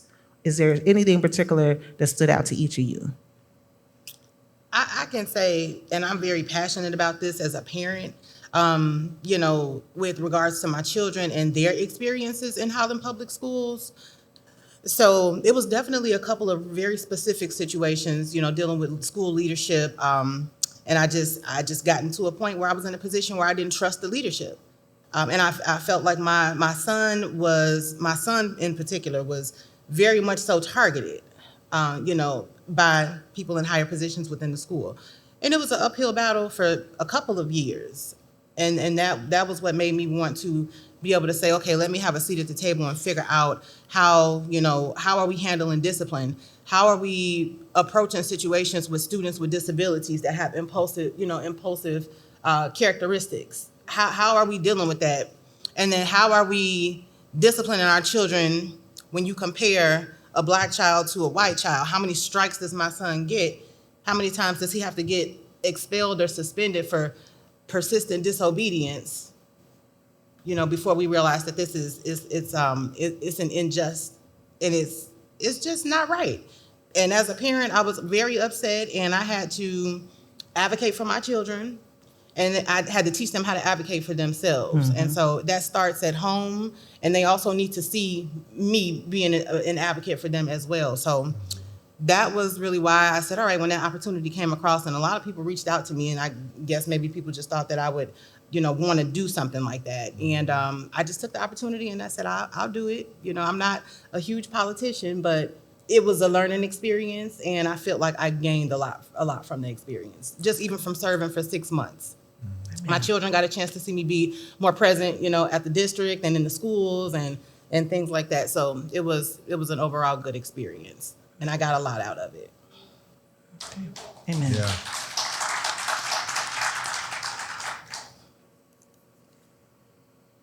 I would say one thing that I focused on, being a poor kid from the south side of Chicago, is housing. Housing stability is super important. A lot of kids go to school, they have an address, but that's not necessarily stable housing. And we have as we talk about here in Holland, we have a large unhoused population that's not talked about. So how do we, as a community, figure out ways to expand the housing stock? How do we rezone some of the places that are being is just wasted space, so we can figure out how to house folks and things like that. So I think that was one of the biggest things that I kind of focused on is just sustainable housing for people in the community. Yeah, I think the thing that really got me is pretty much the way I approach teaching my classes. It's I always say I'm not trying to tell you what to think, but more how you think. Critical thinking is essential. I have to believe that if we're thinking critically, that if I'm on an issue, if I think through it, then I'll arrive eventually at the right spot or a moderated spot. So to preserve the democracy, because for the last few years especially, I've been thinking that if the constitutionally established Republican democracy goes, it doesn't matter what your particular issue is. In order for you to advocate for your issue, at a minimum, the basic format is you need a democracy to pursue it. Just not democracy, the whole game is over with. So at a minimum, we have to maintain the democracy. So the mere act of running was maintaining the democracy or re-energizing it. There are plenty of days I knew I wasn't going to win, but the mere fact that we were doing it meant that somebody was doing something in opposition to was the status quo, which was a good thing. It meant that people just hadn't surrendered and given up. And what I found was that there are a lot of people out there that were looking for some change, and nobody ever bothered to ask them. And kind of tying into what Larry's talking about, the biggest memory I have from either campaign was these two ladies I met up in Muskegon. These two women had worked hard all their lives. They were hard workers. They didn't want anybody to take care of them. And I was supposed to just knock on the door, spend a couple of minutes with them, say my name, what I'm standing for, blah, blah, blah. And they said to me, they want to know, what are you going to do for us? What can you do for us? We've had people knocking on our door before, and they take our vote, then they go, oh, so what can you do for us? I mean, they really put my feet to the fire. And then they explained to me that one of them had just lost her franchise in Ohio, a Wendy's franchise that closed down, company had reorganized, so she had been forced to move back to Muskegon. And her sister had a son who was on disability. He's trying to work full time, but because the company he worked for was only giving him like just below 40 hours a week to make sure you couldn't get full-time benefits. And they were at their wits' end. They wanted to know why. And they said, why won't somebody help us? We don't want to be taken care of. But why doesn't anybody care about us? I did not have an answer for them. And I said, there are so many people out there who are like that want to do for themselves, but they need just someone empowered to listen to them. And I said to them, I promise that whatever I do, if this works, I will come back and see you all. So I think that people need to understand that there are people out there who are at least trying, which is why I think what Bree did is so impactful. She may not have kept the seat, but the fact that your children saw you doing that says something to them about the possibilities as you as a parent and what's possible in this society. And look, y'all, it gets exhausting being the only person out there doing this stuff sometimes. It's just, I'm flying home to Washington next weekend because I need to breathe. It gets tiring. But you know what? There's no one else here to do it. So After you get through, I always say, like, you know what? I'm in favor of pity parties. Have them, get them over with, then get back to work.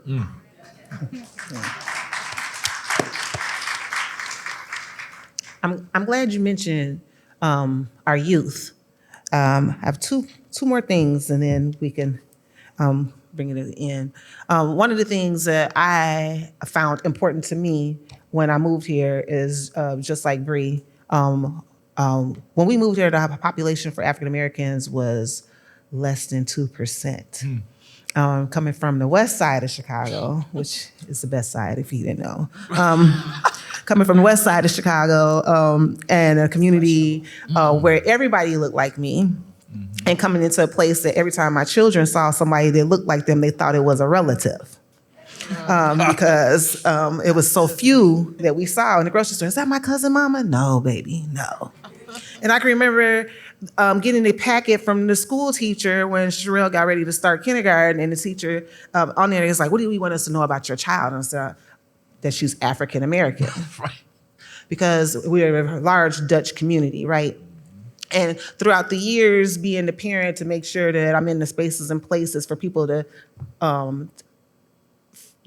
recognize who we were, and for our children to recognize who they were and still be comfortable in the skin they're in amongst diversity, right? To promote diversity. So that was my role as a mama, and your roles as dads too. So I'm going to ask you, what advice would you have for the next generation as they are navigating being sometimes the one and only, as we are encouraging them to be able to rock their votes as they get to those ages? What advice would you have for our youth here in our community?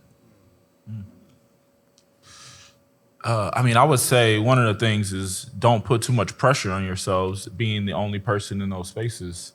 I think a lot of people that are in those spaces, and they are the only person, they put so much pressure on themselves to perform at a higher clip, than everybody else, which I always did, in the military, at every stop. But you just have to focus on what you're good at, focus on what you want to accomplish, and not put any undue pressure on yourself, because you're already unique because you're in that space and you are the only person in that space. So. Well, I would say maybe just go outside of your comfort zone. When we think about politics, we think we have to be so well versed and know all of this in history of the country, So just maybe pushing yourself outside of your comfort zone is what I would encourage the youth to do. Explore leadership positions. Be a public servant. It builds character. It adds to your knowledge base. It gets you engaged in your community. It keeps you aware of what's going on. And it gives you just direct access. And it gives you a voice and a platform. So just pushing yourself outside of your comfort zone, start small and work your way up and try something new so you can be a part of your community. What's very helpful is to remember, I would say to make sure you understand that you belong here, that you belong, that as an American citizen, you belong here. You've earned the right to vote. You've earned the right to participate. People have earned that right for you. So it may be one of a few, or maybe one of the only one, but you deserve and you belong here. And difficulties notwithstanding, that right to participate in the Republican democracy and to vote has been earned many times over long ago. So don't squander it.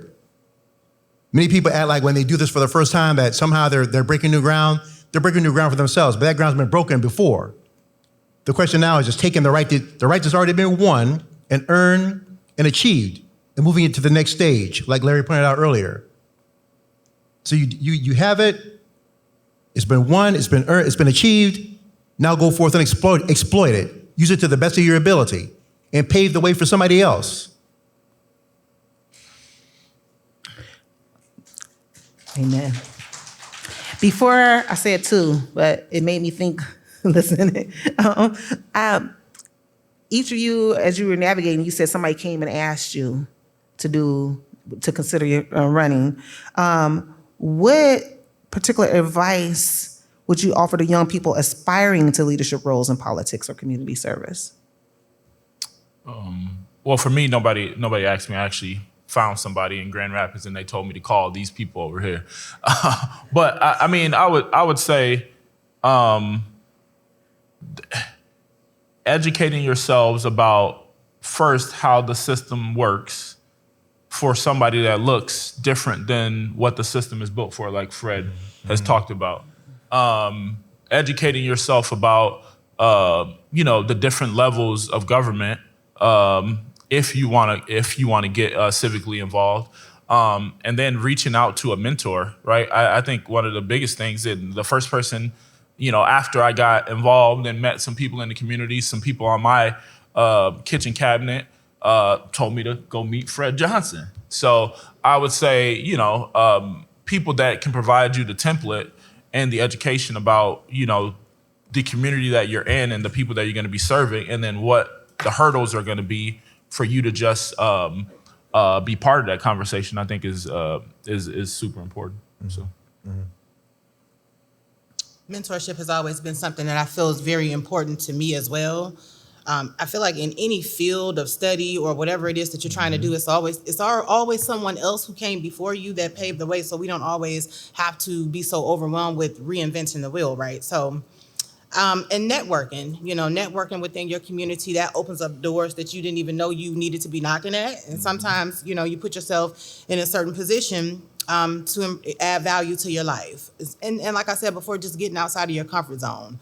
And so this is about what we would encourage, what advice we would give to young community leaders.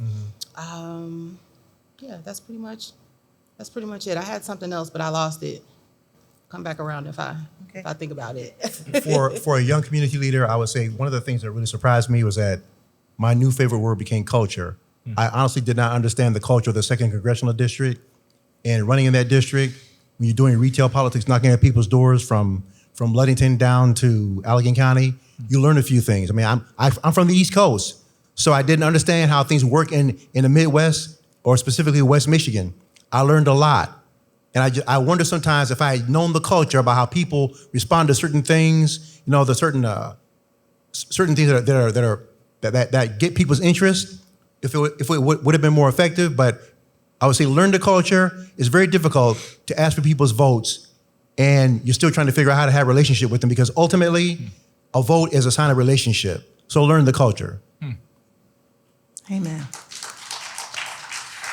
And I would just add one last thing. That was what I lost. Just maybe being able to identify, doing a soul search. I work in mental health, so for me, it's always about taking a step back, taking a breath, and figuring out what it is that you're trying to accomplish, and just making sure that you're okay from the inside out. So just kind of doing a self-check and identifying what are your passions and what are your purposes, and realizing too as a young adult that might be one thing today and it might change tomorrow. So just allowing yourself some grace, and again, just get outside of your comfort zone and try to utilize your leadership skills. That's good.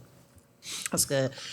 Because I recognize even as we sit here today, it's been a variety of different organizations or spaces and places, and we're like, you have to look at Dr. Fred Johnson, and did you think about Bree and Larry, and I'm thinking, we're each in our individual spaces and places, but if it wasn't for that networking component of it and being able to know who to reach out to from those that were our allies in the community, we wouldn't know where to go. And so collaborations between organizations like the Alliance and don't abbreviate, for the Alliance for Cultural Ethnic Harmony, I Am Academy, League of Women Voters, and others that amplify our collective voices, recognizing who they are. How can we strengthen partnerships within the community to push for meaningful change? What can we do to ensure that all in the community, particularly the minority communities that are here, are heard and addressed at all levels of government? And that's my final one before we go into the audience. Well, can I just say that, the one, I told people early on that the one thing I've always valued about Holland, especially coming from the East Coast, the DC area, because you have so many diverse people down there, so many Black people down there, there's a tendency to think we got this whole, diversity thing licked. Actually, no. So the one thing I valued about Holland, and I still value about Holland, is that people are self-aware enough to at least ask the question, where do I need help? That's what I first noticed. I said, so somebody that says, I know we have this knowledge gap. I don't know what to do about it. Can you help me? Somebody that has enough humility and frankness to ask the question. I can value more that than somebody that thinks they got it all on lock and is not interested in doing anything with it. That is a part worth exploring. Mm-hmm. I think one of the guys that works for Department of Energy down in Kalamazoo, what he does is just a monthly networking event with different speakers and things like that. I think this is a great start, but consistently engaging folks and talking about the leaders, not just in West Michigan, not just in Michigan, but speakers from all across the country that can add value to I think the things that we do here. So I think we just need to be consistent about coming together in these spaces, having people meet other people, propping up the businesses of people that are doing things in the community. And I think that is the most important thing. But just consistency and connection is important. I think they answered that question just about the same way I would have. Good. And I don't want to be in trouble because I did mention the other organizations that partner with us here as I gave the example, but we do have the sororities that are here in the building, the Delta Sigma Thetas that are here. And I also want to make sure, since, as we have you here on stage as well too, that I make sure to acknowledge the work that your individual organization does as well too. Amen. Don't catch me outside. Okay.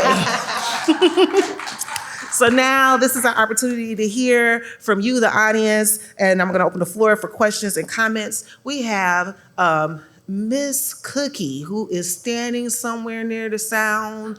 Yes, amen, because I can't see anything. So she'll be standing near the microphone just to give direction to where the microphone is. At this time, please feel free to ask our panelists any questions that you have about anything that we've discussed or bringing up additional concerns that matter to you that you might want to ask questions about as well, too. Thank you.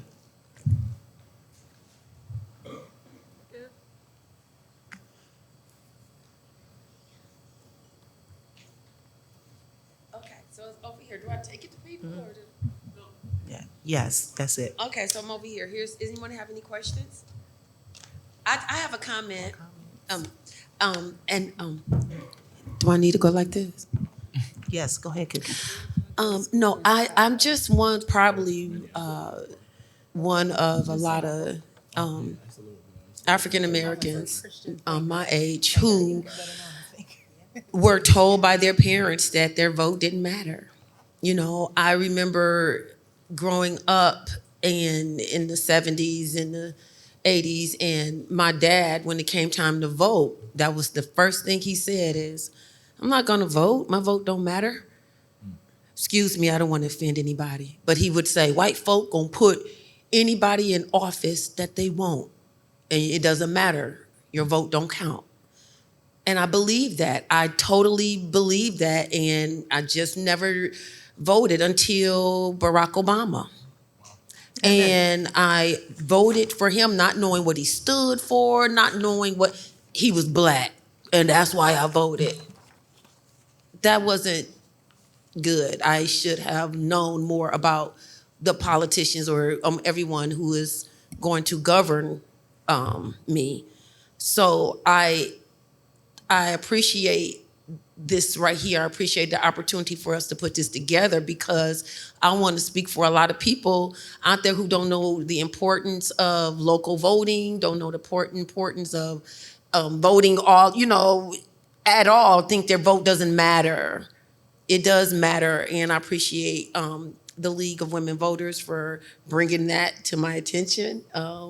And that is why I joined, so I can share the opportunity with others to learn more. So that's all I have to say. Anybody else?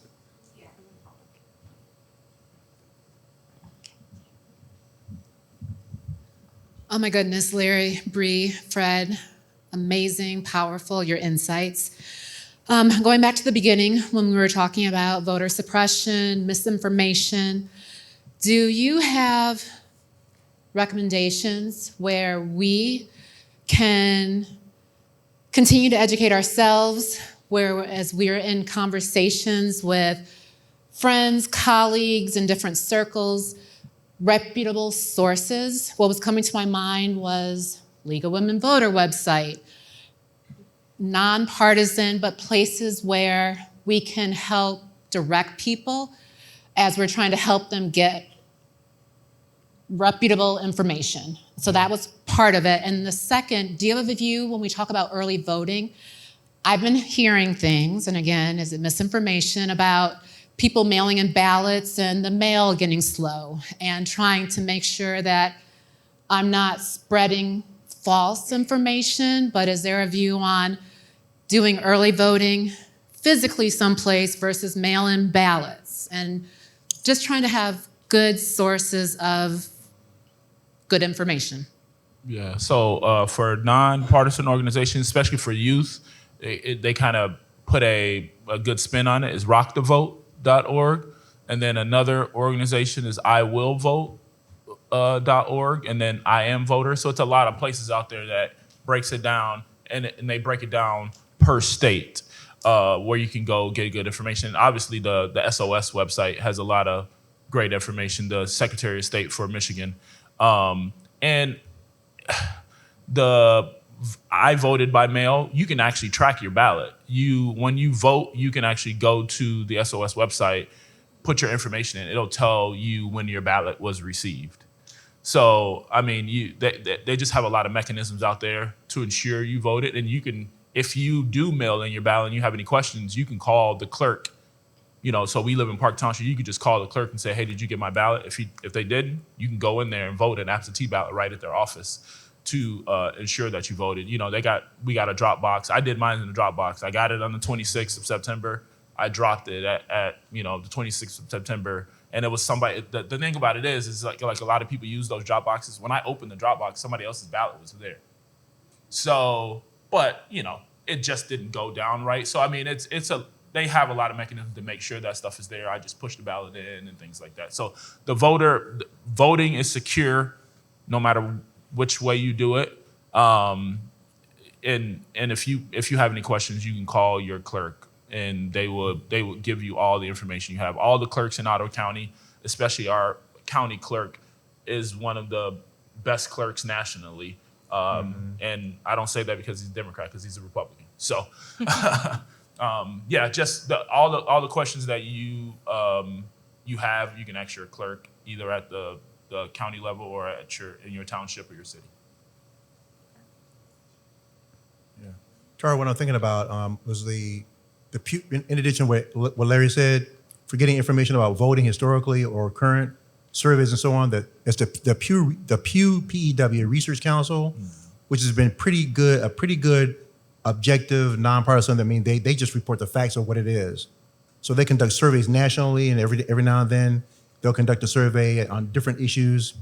I would also recommend, just if you want to beef up your historical knowledge on this stuff, there's a documentary on George Wallace, who was the former governor of Alabama, called "Setting the Woods on Fire."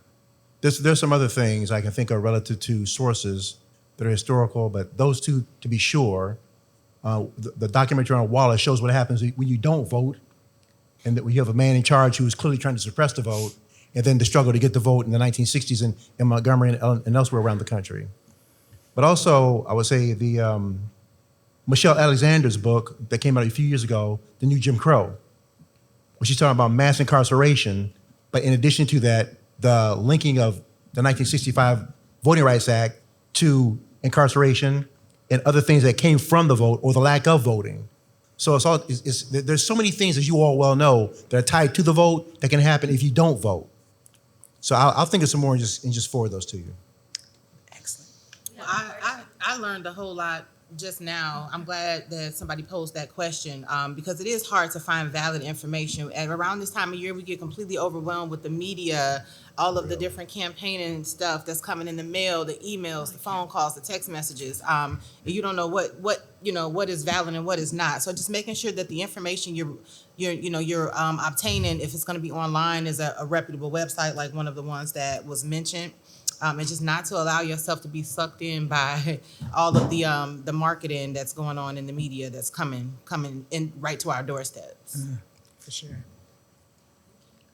Okay, so I wanted to just mention, let's say you're knocking on doors and someone says, to you, well, I don't know which party to vote for. I heard a Democratic member of Congress from Texas who's part of the, the election campaign, and she said, well, we don't really have time to talk about everything that you're concerned about, but here's what you should do. Go to the source material from each party. Now, the Democrats, we got ours, and the Republicans have Project 2025. So whatever it is you're concerned about, go to that page, go to that section, and see what it says, what each one says, and you can then decide how to vote. And I thought that was really good because she's not telling you how to vote. She's not marketing to you. She's not trying to change your mind, but she's saying, take it on yourself. Go look it up. Right. Yeah, and so I thought that was good. I also want to say I grew up in a Jamaican family in New York City, and we all voted. And I started voting when I was 5 years old because in those days the schools were closed on election day, and everybody took their kids into the voting booth with them, and we learned to push the little levers or fill out the blanks or whatever. And so I believe we can't really take the kids in now because the schools are open on election day. But if we vote by, absentee or, we go into, early voting or something, we can take our children or grandchildren into the place or sit at the kitchen table and show them how to vote.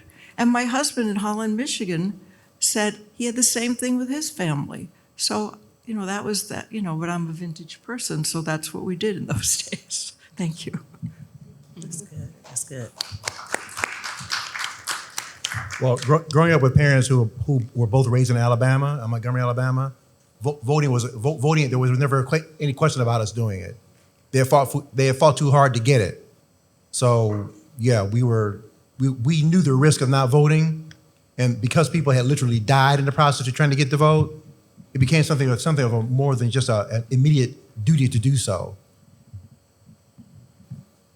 I wanted to mention that in Michigan, the last day to register is Monday. Monday, yes. That's good. That's good. Thanks, Ann.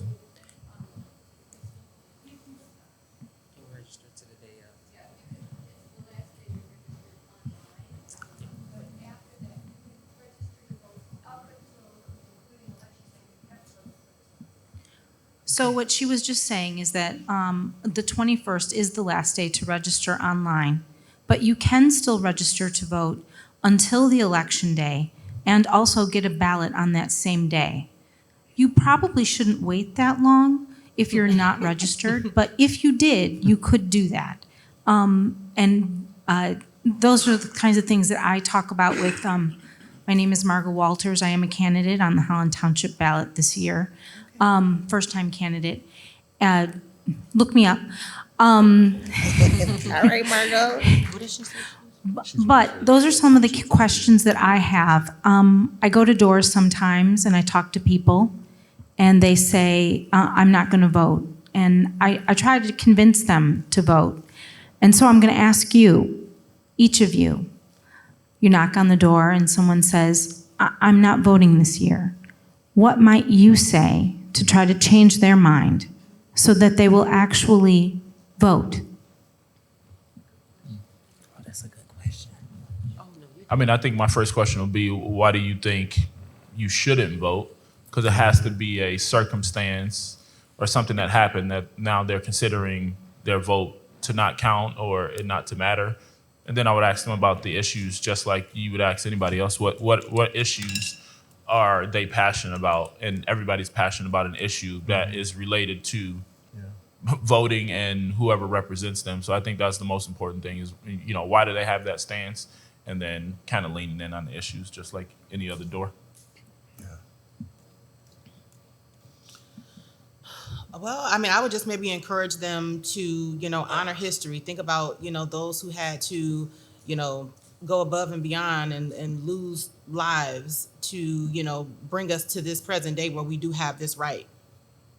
And again, just a reminder that your voice and your opinion does directly impact you in your local community. So we're not just voting for the president, we're voting for, other things that have a closer impact. Well, Margo, that's why I said, it was important for me to learn the culture, because when somebody says I'm not going to vote, I think one of the things I did do, like kind of what Larry alluded to, was I asked the question, well, why do you feel that way? And those two ladies I was telling you all about, they said, well, we have voted before and nothing has changed for us. And then they said, well, you're actually the first person that ever knocked on our door and bothered to ask us what we think. So sometimes the mere fact that you knock on someone's door and are willing to have a conversation with them, asking, well, why do you feel that way? That might be enough to dislodge them from their inactivity. People who are dug in are going to be dug in, and maybe you can't move them in that length of time. But I think Larry's right in that everybody has something that they're passionate about. If you can link that passion to the vote and the process of voting, and that things like that don't change until legislation changes, then there's a possibility that some daylight might start breaking through. So I had a question, and no longer I have a question because you all kind of covered that. Was really just wanted to elevate it. But one of the things I do want to say is storytelling is a powerful thing. And I thank you all for telling your stories, your resiliency, leading by example, and just continuing to be a platform for change. I will be remiss if I didn't say, in terms of Delta Sigma Theta, being founded January 13, 1913. The main premises of the organization was social action. Mm-hmm. Their first public service was on March 3rd, 1913. It was marching in a women's suffrage march. They were all black women among a lot of white women, well, predominantly all white women. Mm-hmm. They knew at that time of marching, they would not be approved to even vote. Right. But they did it in knowing that even silence, but their presence being seen, eventually they will have an opportunity for other people to have a space to vote. What they didn't know that would happen over 50 years later. Mm-hmm. So I'm just thankful that you all are coming and talking now and not waiting. You never know what you're doing will actually cause in terms of change in this community, ultimately in all of our communities. Mm-hmm. I want to also piggyback off of something Bree said. I think she said it twice now. And it's very important that we realize that after this election is over, elections are not over. Mm-hmm. We need to continue to keep going because of the urgency and needs at the local level, which is where the real magic happens, as I say. So again, thank you for lifting up your voices, sharing your stories, and continuing to be resilient in this community, in all communities. Thank you. Is there anyone else? Very well. Well, as we bring our conversation to a close, I'm so thankful for those that were able to come partner with us by being part of the audience, and you esteemed panelists as well, too, for your presence. I want to emphasize the importance of your participation in our democracy. Kathy mentioned something earlier about the word of the day, and there were 4 words that stood out to me. And I just want to highlight those. The empowerment that's necessary for us to be able to give to the youth, to give that sense of empowerment over to our friends in the community, young and old. Overcoming, remembering what was overcome for us to be able to stand here, and how much more still needs to be done as far as the work for our individual communities and for our nation as a whole. Culture. We are a myriad of people living in this local community, living in the United States, period. And that melting pot, what wonder can we do together? And all of that requires, as our last sister of the evening mentioned, social action. It's not a popular phrase in some circles, but without action, you can't get results. I was at a recent event where it was shared how voting is not just a civic duty, it is a social determinant of health. That stood out to me. Like, I had to write that down. The gentleman there, he mentioned how when we vote, we influence policies that shape access to healthcare, education, housing, and other vital services. Civic engagement is the cornerstone of a healthy, equitable, and just community. Having sat as a commissioner with the city of Holland, I did a lot of work with the neighborhood improvement community, and it was all about a lot of conversations about living in a sustainable community. And as this gentleman mentioned, what really caught me at the end is that if we don't exercise the power of our votes, we will never have that. We won't be able to have a voice. You can't complain if you don't do the work. And part of doing the work is stepping out there on November 5th and making your voice count. So I thank you, panelists, for sharing your experiences and your time, and the acknowledgement and the remembrance that it's more than just the presidential election. Our local policies affect us, and most importantly, our being able to exercise our right to vote affect us as well too. Whether we say yay or whether we say nay, and saying no, you still make a vote. And it's not, that's the legacy that we live. So thank you again.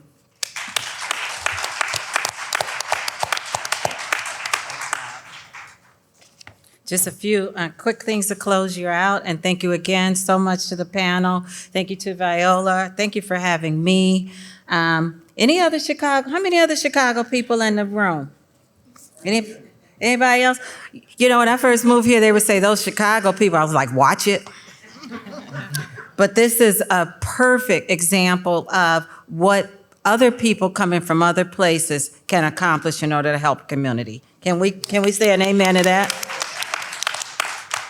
So before you leave, I encourage you to look at the data around the room that highlights the importance of our votes, particularly the responses to those undecided about whether you are going to vote. If you have a cell phone on hand, I ask you to go to www.vote411.org. There you can see what's on your ballot, check for your voter registration, find your local polling place, and discover any upcoming future debates in your area. Before you leave, check your registration. If you are not registered, be sure to stop at the League of Women's Voters table, where one of our friends can help you to do so. The last day for online registration is the 21st. I also encourage you to connect with our community partners in the room and learn how to advocate utilizing our various gifts in the community resources. Let's carry this conversation forward. Let's mobilize our neighbors and ensure that our voices are heard in every election, every decision, and every effort toward justice. As a justice warrior myself, I know that silence is agreement. So let's disrupt the silence with our vote. And Viola mentioned our keywords. You have now been christened voter warriors. You showed up, you are now a voter warrior. In the words of John Lewis, let's make some good trouble out there. Thank you so much for coming.